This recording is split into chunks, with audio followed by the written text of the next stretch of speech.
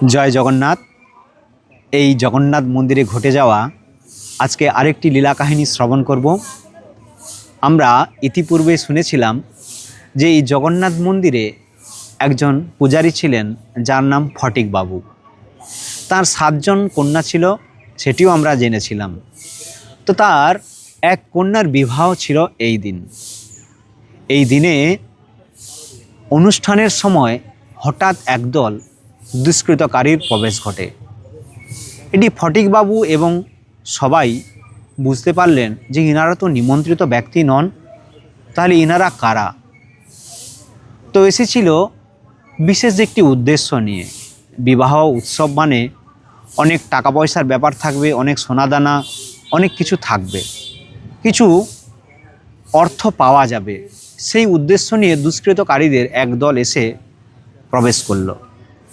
ফটিকবাবু তাদের সযত্নে খাওয়ালেন।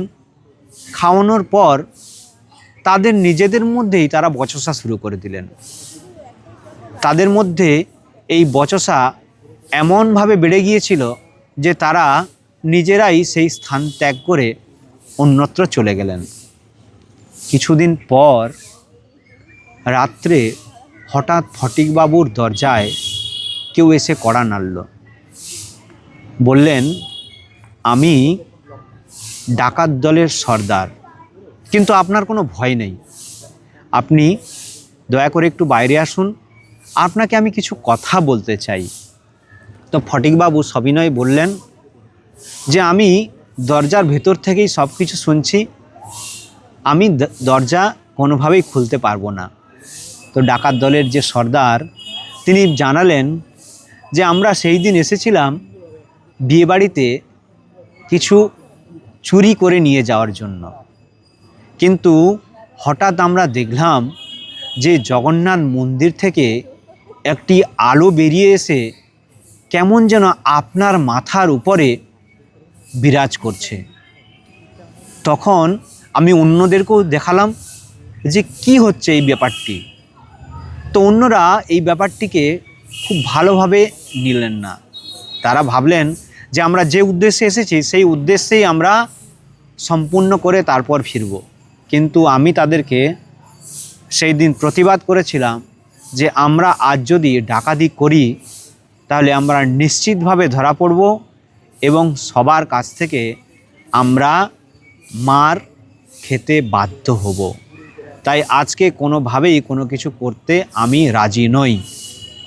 এইভাবে আমাদের মধ্যে একটি বচসা বাঁধে, তার ফলস্বরূপ আমরা এই স্থান ত্যাগ করতে বাধ্য হই। কিন্তু এখন আপনি বলুন সেই আলোটি কি? তো সুতরাং আপনারা বুঝতেই পারছেন সেই আলোটি আর অন্য কিছুই নয়। যেহেতু জগন্নাথ মন্দিরের উনি পূজারী, তাই জগন্নাথ মন্দির থেকে জগন্নাথ, বলদেব, সুভদ্রা তার পূজারীকে রক্ষা করার জন্য একটি শক্তি প্রেরণ করেছিলেন, যাতে ডাকাত দলেরা ভয়ভীত হয়ে এই স্থান ত্যাগ করতে বাধ্য হন। জয় জগন্নাথ। জয় জগন্নাথ। রাজাপুরের জগন্নাথ মন্দিরে ঘটে যাওয়া আরেকটি লীলা কাহিনী আজ আমরা শ্রবণ করব। এই ঘটনাটি ঘটেছিল জগন্নাথের পূজারী ফটিকবাবুর স্ত্রী নির্মলা দেবীর সঙ্গে। সেই দিনটি ছিল জগন্নাথের স্নানযাত্রার দিন। অনেক মানুষের সমাগম হয়েছিল। এদিকে নির্মলা দেবী অত্যন্ত অসুস্থ হয়ে পড়লেন, কিন্তু তাকে দেখার মতো কেউই ছিল না। সেই দিন প্রবল বৃষ্টিও হচ্ছিল, সুতরাং নির্মলা দেবীকে যে কেউ দেখতে আসবে তারও কোনো অবকাশ ছিল না।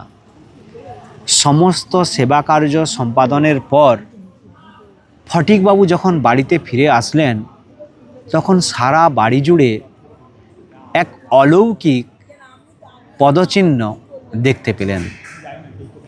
তিনি দেখা মাত্রই মনে করলেন যে এই যে পদচিহ্ন, এটি জগন্নাথের ছাড়া আর অন্য কারো নয়।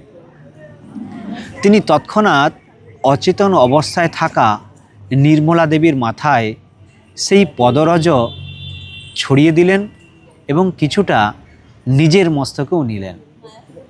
এই পদরজ প্রাপ্ত হওয়া মাত্র নির্মলা দেবী সমস্ত রকমের রোগ পীড়া থেকে মুক্ত হয়ে পূর্ণ সুস্থতা অনুভব করলেন। হরে কৃষ্ণ, জয় জগন্নাথ।